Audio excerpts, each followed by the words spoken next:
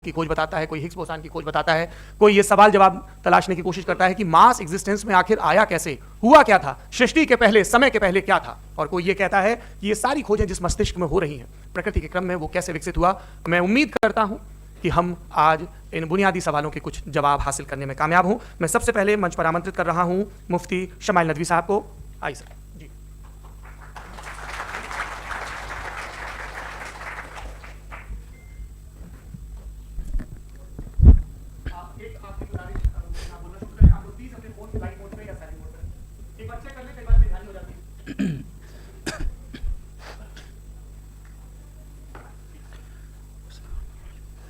तमाम तारीफ़ें उस क्रिएटर के लिए जिसने इस यूनिवर्स को एक मकसद के तहत पैदा किया है। रिस्पेक्टेड जनाब जावेद अख्तर साहब, मिस्टर सौरभ द्विवेदी और respected audience, thank you all for being here today. आज की डिबेट में चूंकि हम बात करने वाले हैं डज गॉड एग्जिस्ट के टॉपिक पर, तो ये एक ऐसा टॉपिक है जिसके मुताल्लिक कोई भी डिसीजन लेने के लिए अलग अलग स्टैंडर्ड्स हो सकते हैं। लिहाजा डिबेट के शुरू में ये ज़रूरी है कि हम ये जान लें कि आज के इस टॉपिक में कौन सा स्टैंडर्ड सही होगा और कौन सा गलत होगा। सबसे पहला स्टैंडर्ड जिसे मैं समझता हूं कि हमारे रिस्पेक्टेड जनाब जावेद अख्तर साहब बड़ी तेजी के साथ उसकी तरफ लपकेंगे, वो है साइंस। जबकि साइंस दर हकीकत खुदा के एग्जिस्टेंस को डायरेक्टली साबित करने या उसके एग्जिस्टेंस को डिनाई करने के लिए स्टैंडर्ड नहीं बन सकती। और उसकी वजह क्या है, ये मैं नहीं कह रहा, ये वो लोग कह रहे हैं जो साइंस के एक्सपर्ट्स हैं। नेशनल एकेडमी ऑफ साइंस कहती है science doesn't have the processes to prove or disprove the existence of God. Why? क्योंकि साइंस का ताल्लुक एम्पेरिकल एविडेंस से है और एम्पेरिकल एविडेंसेस का ताल्लुक हमारे नेचुरल और फिजिकल वर्ल्ड से है, जबकि गॉड नॉन फिजिकल और सुपर नेचुरल रियलिटी है। लिहाजा नॉन फिजिकल रियलिटी को आप उस टूल के साथ नहीं चेक कर सकते जिसका काम फिजिकल रियलिटी को तलाश करना है। लिहाजा आज इस डिबेट में गॉड की एग्जिस्टेंस को साबित करने या उसे डिनाई करने में साइंटिफिक एविडेंस को एक्सेप्ट नहीं किया जाएगा। दूसरा स्टैंडर्ड हो सकता है रेविलेशन, कि रेविलेशन के जरिए हम यह साबित करें कि गॉड एग्जिस्ट करता है या नहीं। लेकिन यह स्टैंडर्ड भी आज इररेलेवेंट है। क्यों? क्योंकि रेविलेशन मेरे नजदीक सोर्स ऑफ नॉलेज है, वैलिड सोर्स ऑफ नॉलेज है, लेकिन हमारे जावेद अख्तर साहब के नजदीक ये वैलिड सोर्स ऑफ नॉलेज नहीं है। लिहाजा आज की डिबेट में मैं एक भी एविडेंस किसी भी मजहबी स्क्रिप्चर से नहीं दूंगा ताकि जावेद अख्तर साहब के लिए वो अनएक्सेप्टेबल ना हो। तीसरा जो मेयार हो सकता है वो है ऑब्जर्वेशन, कि भाई कोई कहे कि हमें खुदा दिखाओ, अगर है तो दिखाओ, या ये कि खुदा के एग्जिस्टेंस पर एम्पेरिकल एविडेंस दो, तो ये है दर हकीकत गलत टूल का इस्तेमाल करना। ये ऐसा ही है कि जावेद साहब मुझसे ये मुतालबा करें कि मुफ्ती साहब आप मेटल डिटेक्टर के जरिए प्लास्टिक डिटेक्ट करके दिखाएं। अब चूंकि प्लास्टिक डिटेक्ट नहीं हो पा रही है लिहाजा plastic does not exist. No, you are using the wrong tool. इस टूल से प्लास्टिक को डिटेक्ट नहीं किया जाता। लिहाजा मैं समझता हूं कि गॉड के एग्जिस्टेंस पर एम्पेरिकल एविडेंस का मुतालबा करना एक बचकाना मुतालबा है और हमारे रिस्पेक्टेड जनाब जावेद अख्तर साहब इस स्टेज से अब बहुत आगे निकल चुके हैं। अब बचता है एक ही स्टैंडर्ड, और वो स्टैंडर्ड है अक्ल, लॉजिक, रीजनिंग। और यही वो स्टैंडर्ड है जिसके तहत गॉड की एग्जिस्टेंस को साबित किया जाएगा या गॉड की एग्जिस्टेंस को डिनाई किया जाएगा। लेकिन चूंकि ये बहुत इंपॉर्टेंट और सेंसिटिव टॉपिक है, इसलिए लॉजिकल आर्ग्यूमेंट भी ऐसा होना चाहिए जो डेफिनेटिव हो, इनडेफिनेटिव ना हो, जो 2 और 2 4 की तरह बिल्कुल वाजे हो, जिसे लॉजिकली रिजेक्ट करना पॉसिबल नहीं हो। फॉर एग्जाम्पल हम कहें हमारे रिस्पेक्टेड मिस्टर सौरभ साहब, ये एक इंसान है और तमाम इंसान कॉन्शियस बीइंग है। लिहाजा नतीजा क्या निकला, हमारे सौरभ साहब भी कॉन्शियस बीइंग है। क्या ये इंडेफिनेट आर्गुमेंट है या डेफिनेट आर्गुमेंट है? ये डेफिनेट आर्गुमेंट है। ये 2 और 2 की तरह वाजे है, इसमें किसी तरह जो है लॉजिकली इसको रिजेक्ट नहीं किया जा सकता। तो अगर आज हमारे जावेद अख्तर साहब ऐसी कोई अकली दलील और लॉजिकल एविडेंस दें खुदा के ना होने पर जो डेफिनेट भी हो, तो मैं ये ऐलान करता हूं कि यकीनन मैं उस एविडेंस को कबूल करूंगा और उस पर गौर करूंगा। लेकिन साथ में ये भी ऐलान कर देता हूं प्रेडिक्शन के तौर पर कि ऐसा कोई डेफिनेट आर्गुमेंट कोई नहीं पेश कर सकता। दलील हम देंगे और डेफिनेटिव दलील देंगे, लॉजिकल दलील देंगे, ऐसी दलील देंगे जो एंटायर एथिस्टिक वर्ल्ड उसे रेफ्यूट नहीं कर सकती। चलें अब हम एक एग्जाम्पल सोचते हैं, एक सिनेरियो, सिंपल सिनेरियो, तमाम ऑडियंस से गुजारिश है, हम और आप एक आइसोलेटेड आइलैंड पर हैं, ऐसा आइलैंड जहां पे हमसे पहले कोई कभी नहीं गया। चलते चलते आपके सामने अचानक आपने देखा एक पिंक कलर की बॉल पड़ी हुई है। सबसे पहला सवाल आपके जहन में क्या आएगा कि ये बॉल यहां क्यों आई, कैसे आई, ये पिंक कलर की ही क्यों है, कोई और कलर भी हो सकता था, ये इसी शेप में क्यों है, कोई और शेप भी हो सकता था। नेचुरली आप इस तरफ पहुंचेंगे कि कोई ना कोई है जिसने इन स्पेसिफिक प्रॉपर्टीज के साथ इस बॉल को बनाया है और यहां पे रखा है। चूंकि आप जानते हैं कि ये जो बॉल है इसका एग्जिस्ट करना जरूरी नहीं है, ये एग्जिस्ट कर भी सकती थी, नहीं भी कर सकती थी, और एग्जिस्ट करना ही था तो किसी और फॉर्म में करती, किसी और कलर में करती। अब आप इस बॉल को एक्सपैंड करते चले जाएं, एक्सपैंड करते चले जाएं, एक्सपैंड करते चले जाएं, यहां तक कि ये बॉल यूनिवर्स के साइज की हो जाए। बताइए कि क्या साइज के बढ़ जाने से सवाल बदल जाएगा? हरगिज नहीं बदलेगा। अभी भी सवाल रहेगा ये यूनिवर्स कहां से आया, इन स्पेसिफिक प्रॉपर्टीज के साथ कहां से आया, क्यों आया, किसने बनाया, ये सवाल उस वक्त भी वैलिड रहेगा। लेकिन ये सवाल अगर हम जनाब जावेद अख्तर साहब से करें तो चूंकि इनका वर्ल्ड व्यू एथिस्टिक है, और सिर्फ इनका नहीं, मतलब जितने भी एथिस्ट हैं और एथिस्टिक वर्ल्ड व्यू को रखने वाले से अगर आप ये सवाल करें कि ये यूनिवर्स कहां से आया, तो इनका जवाब या तो आर्ग्यूमेंट फ्रॉम इग्नोरेंस होगा या डॉगमेटिक होगा। या तो ये कहेंगे कि मुझे नहीं पता कि ये कहां से आया, लिहाजा गॉड डज नॉट एग्जिस्ट, ये आर्ग्यूमेंट फ्रॉम इग्नोरेंस है। या ये कहेंगे कि ये यूनिवर्स खुद ब खुद बन गया, इसका मतलब ये है कि उस बॉल को भी खुद ब खुद बन जाना चाहिए, लेकिन बॉल के ताल्लुक से ये एक्सप्लेनेशन एक्सेप्ट नहीं की जाएगी कि ये खुद ब खुद बन गई, लेकिन यूनिवर्स के ताल्लुक से कर दिया जाएगा। इसे हम दूसरे अल्फाज में डॉगमा भी कह सकते हैं। दूसरी चीज, हमारे जावेद अख्तर साहब जरूर गॉड ऑफ गैप्स की मिसाल भी जरूर देंगे, और मिसाल देंगे कि पहले जमाने में बिजलियां कड़कती थी तो लोगों ने किसी एक खुदा की तरफ, और बारिश होती थी तो दूसरे खुदा की तरफ मंसूब कर दिया, उनके पास दलील नहीं थी। ये हमारा वर्ल्ड व्यू है ही नहीं, ये हमारा वर्ल्ड व्यू है ही नहीं, क्योंकि नेचुरल फिनोमेना के प्रोसेस की इंटरप्रिटेशन को जान लेने से ये कहां से साबित हो गया कि गॉड एग्जिस्ट नहीं करता है। इस पर मैं इंशाल्लाह अभी आगे बात करूंगा। आप हजरात ये भी देखेंगे, और मैं ये एक्सपेक्ट करता हूं कि हमारे रिस्पेक्टेड जनाब जावेद अख्तर साहब जरूर इमोशनल आर्ग्यूमेंट्स भी देंगे, जो कि एक लॉजिकल फेलेसी है जब बात आती है ट्रुथ को डिसाइड करने में।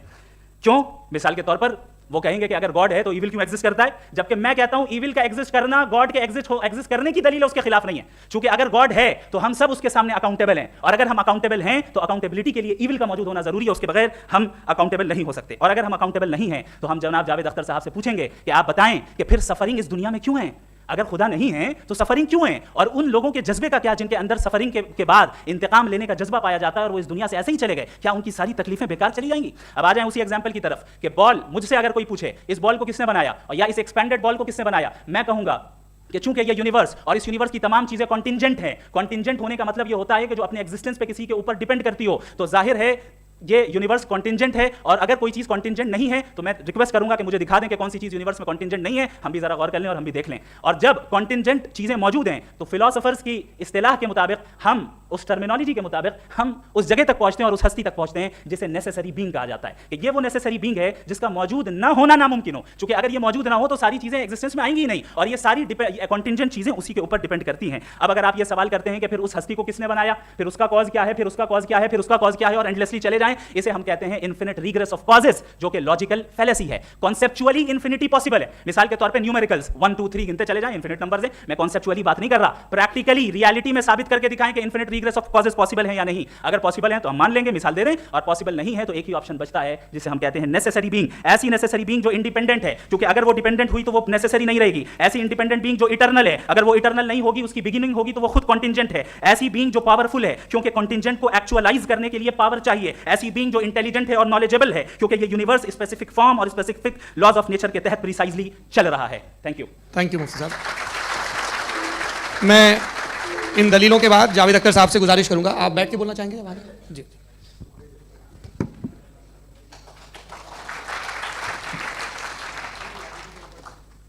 पहले तो मैं मुफ्ती साहब को एक अच्छी खबर देना चाहूँगा कि मेरी नॉलेज साइंस के बारे में बड़ी मामूली है, तो आप फिक्र ना करें उसकी, लेकिन कुछ कॉमन सेंस है मुझ में। देखिए, ये खुदा का तस्वुर कोई नया तस्वुर नहीं है, ये सदियों से रहा है। ये कुछ रिलीजन 3000 साल पुराने होंगे, 4000 साल पुराने होंगे, लेकिन इंसान कोई 10,000 12,000 साल से एग्जिस्ट करता है होमो सेपियन की शक्ल में, और हमेशा कुछ ना कुछ मज़हब रहे।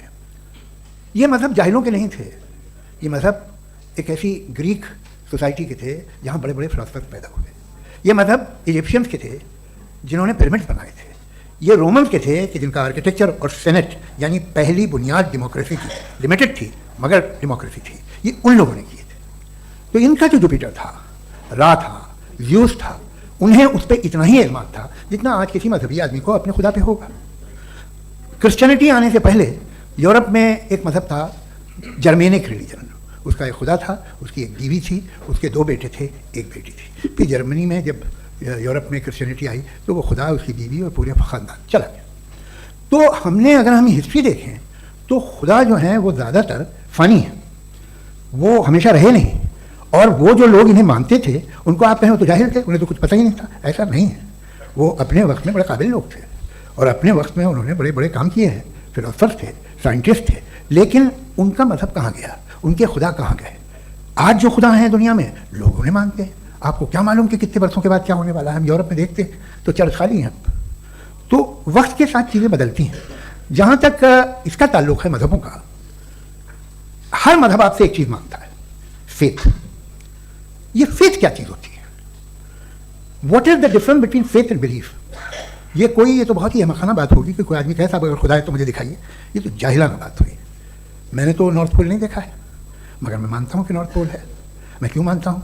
इसलिए कि अगर ये दुनिया राउंड है तो उसका कोई टॉप होगा। कुछ लोग हैं जो वहाँ गए भी हैं, कॉमन सेंस कहता है कि ऐसा होगा, सबूत है, गवाह है, रीज़न है।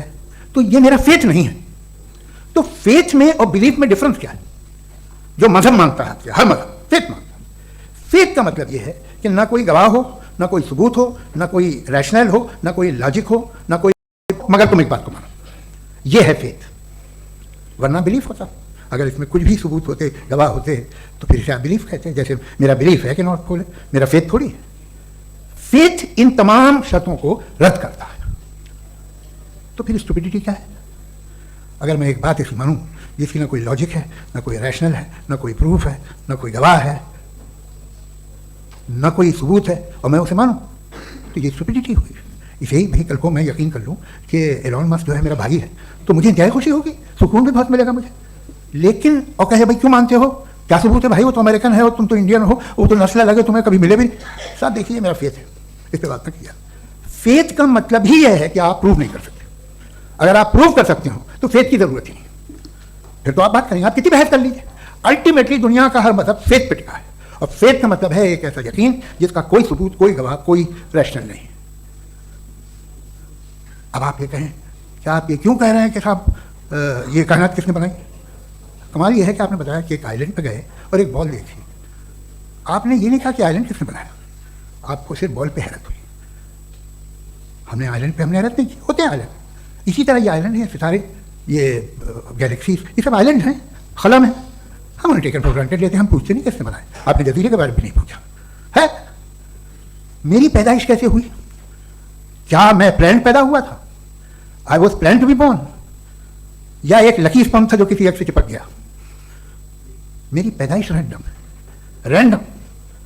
और इंसाफ जिसे आप कहते हैं, इंसाफ का तो नेचर से कोई वास्ता ही नहीं है। जो आप कहते हैं कि एक दिन इंसाफ करेगा, इंसाफ is a human concept, nature में कोई इंसाफ नहीं। अगर शेर हिरन को खा जाता है तो उसे कोई सजा नहीं मिलती। अगर एक आंधी आती है और हरे भरे पेड़ों को उखाड़ के फेंक देती है तो आंधियों की जेल नहीं होती है। नेचर में इंसाफ नहीं, इसलिए मुझे नेचर को इंसाफ की जरूरत भी नहीं। नेचर तमाम एक है। अब हम कहें कि साहब ये देखिए जो मैंने खाना खाया था, ये मेरी आंख तो नहीं यूँ कर दिया उसे, तो इसे सजा मिलनी नहीं, वो सिस्टम है, ऐसे ही चल रहा है। नेचर बगैर इंसाफ के है। इंसाफ इज अ ह्यूमन कॉन्सेप्ट। तो जो आपसे कहता है कि मैं तुम्हें इंसाफ दूंगा, वो इंसानी जहन की पैदावार है। ये नेचुरल है ही नहीं, ये आसमानी है ही नहीं। नेचर का तसव्वुर, इंसाफ का तसव्वुर। भाई आप साथ मिलते हैं, अब आप लेफ्ट हैंड ड्राइव करते हैं, ये क्या है? तमाम सच, तमाम नेकी, तमाम शराफत लेफ्ट हैंड ड्राइव है। वरना क्या होगा, या तो आप क्रॉस कर देंगे, आपका एक्सीडेंट हो जाएगा, या आप किसी को मार देंगे, या ट्रैफिक जैम हो जाएगा। झूठ, बेईमानी, रिश्वतखोरी, ये तमाम जो है driving on the wrong side है। इसके ऊपर कुछ नहीं। ये तो हमने बनाया, जैसे हमने लेफ्ट हैंड ड्राइव बनाई है। ये कॉन्सेप्ट ऑफ इंसाफ जो है ये हमारा है, इसका नेचर से कोई वास्ता नहीं। शेर खा जाता है हिरन को, उसे जेल होती है क्या? कुछ भी है ही नहीं। तो ये जो दुनिया के रिलीजन प्रॉमिस करते हैं आपसे इंसाफ, इसी से मालूम होता है कि मैनमेड है। ये तसव्वुर कहीं और का है ही नहीं। जो नेचर है, कुछ लोग कहते हैं नेचर ही खुदा है, तो नेचर में तो इंसाफ नहीं कहीं। और आप वादा कर रहे हैं कि तुम्हें मरने के बाद इंसाफ मिलेगा। मुझे अगर मिलेगा तो मैं बहुत खुश हूँगा, लेकिन मैं यकीन नहीं कर पाता हूँ, इसलिए कि मैं फेथ नहीं पैदा कर सकता। The very fact that religions demand faith, इसका मतलब है कि उनके पास जस्टिफिकेशन नहीं है। अच्छा साहब, फिर रिलीजन अगर मॉडरेशन में है, कोई सा भी नहीं, वो आप में कुछ खूबियाँ भी पैदा करता होगा। देखिए उससे ये फ़ायदा है, वो फ़ायदा है। अल्कोहल जो है वो ज़्यादातर दवाओं में यूज़ होती है, और एक सर्वे किया गया था अमेरिका में कि लॉन्जेटिविटी किन लोगों की है। तो एक तरफ वो लोग थे जो शराब पीते ही नहीं थे, और एक तरफ वो थे जो एक बोतल शराब रोज़ पीते थे। सबसे ज़्यादा लंबी उम्र उनकी है जो 2 पैक नाप के शराब पीते हैं और खाना खाते हैं। मगर हम शराब को बुरा समझते हैं, मैं भी बुरा समझता हूँ। क्यों? ऐसा होता नहीं। कुछ चीज़ों में आदत होती है कि वो बढ़ती है। आज तक मैं एक आदमी दूध पीता है, आप 10 साल बाद भी मिलेंगे तो एक ही गिलास पीता होगा। ऐसा नहीं होता, सुबह से दूध पीता रहता है। मिल्कोहलिक मैंने नहीं देखे, अल्कोहलिक होते हैं। ये टेंडेंसी है मजहब की कि वो बढ़ता है, जैसे कैंसर बढ़ता है, जैसे शराब बढ़ती है। कुछ लोग होंगे जो उसे सही तरह से यूज़ करते हैं। मुझे यकीन है कि हमारे मुफ्ती साहब भी उनमें से, लेकिन बहुत खुशी हुई मुझे इनसे मिलकर लेकिन कितने लोग हैं? क्या जब देखते हैं दुनिया में जो तबाहियाँ हैं, इनमें कितना हाथ है उन लोगों का जो बिलीवर कहते थे मजहब ये नहीं कहता, ना कहता होगा, मगर जब ये मजहब पीते हैं तो ऐसे बिहेव करते हैं। थोड़ा सा अगर हो तो शायद बहुत अच्छी बात, लेकिन शराब थोड़ी सी नहीं रहती, उसमें टेंडेंसी है पहले। थोड़ा सा अगर 2-3 कैंसर के सेल हो ना बॉडी में तो आदमी सिम रहेगा, लेकिन वो 2-3 सेल नहीं रहते, वो मल्टीप्लाई होते हैं। जावेद साहब टाइम पूरा हो गया। टाइम हो गया, लो बस बात खत्म हो गई। अच्छा, मुझे कुछ और कहने को था भी नहीं। जी मैं पहले